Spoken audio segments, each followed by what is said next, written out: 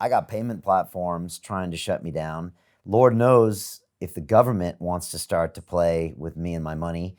And with crypto, that's not an option, is it? So I don't have to worry about anybody trying to regulate my money. When Andreas Antonopoulos was on my show, he's been on 3 different times.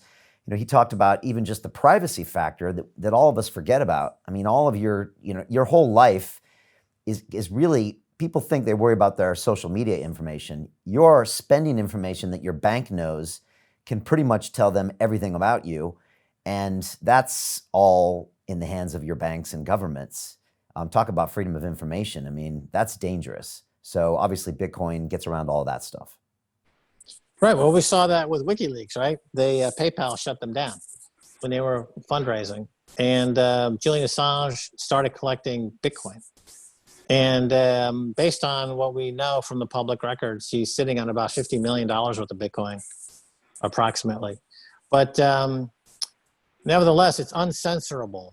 You cannot censor Bitcoin. It's also unconfiscatable.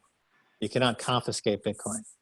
So these are 2 things that are not true with gold, and they're not true with fiat money. Also with Bitcoin, unlike gold, there's no need for verification by a third party. In other words, if I do a transaction with you for gold, you have to make sure that that gold is real gold, that it's not fake gold, that the weight is correct. And you need to typically go through a third party who is a registered surveyor or authenticity providing service, right?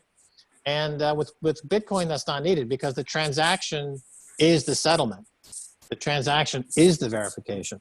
Everything on the blockchain is completely verified every 10 minutes. It's completely audited every 10 minutes.